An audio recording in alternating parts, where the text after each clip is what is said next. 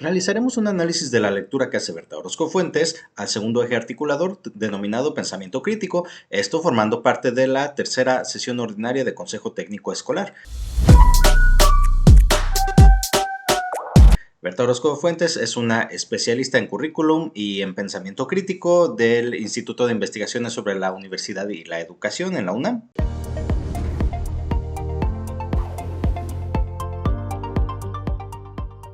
Es un elemento sumamente importante, como todos los que conforman la estructura de esta propuesta, para la nueva educación que queremos cambiar. La educación siempre está cambiando, porque la educación no puede permanecer estática. No podemos repetir cómo pensamos la educación como proyecto. La educación es un proyecto y es político-académico.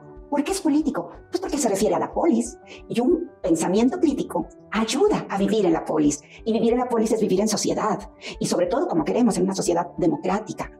El pensamiento crítico no son ideas en el aire, son acciones que necesitan pensarse, calibrarse, informarse, interrogar, argumentar, dialogar con el otro que piensa incluso diferente a mí, porque incluso la base del pensamiento crítico es la aceptación del otro que es diferente. Yo misma soy diferente y todos pensamos diferente. Involucra entender y aceptar las razones del otro. El pensamiento crítico es una capacidad de escucha y una capacidad de diálogo.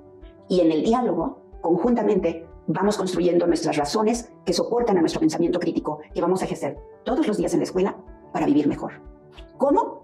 Ejerciendo, y ahí entra el papel del maestro, acompañando a sus estudiantes según sus niveles educativos, según los lenguajes apropiados para acercarnos a dialogar a través del vínculo pedagógico con nuestros estudiantes, ellas y ellos, jóvenes, niños, niñas, dialogando con las familias. La pandemia nos acercó a las familias y las familias se acercaron a la escuela. Y ya se está construyendo ese vínculo pedagógico, que no nada más es el vínculo entre el maestro y el alumno, es el vínculo social entre todos los que participamos en los procesos educativos. Nos menciona que debemos establecer este diálogo pedagógico y familiar, además del fomento de capacidades como búsqueda de información para dar sentido y significado a la realidad que estemos viviendo. Recuerden que el Plan de Estudios de la Nueva Escuela Mexicana propone la concepción de diversas realidades y que todos los elementos en la educación son únicos, por lo que nos obliga a cambiar este sentido de universalidad de la educación. ¿Cómo? Fomentando la capacidad de buscar información.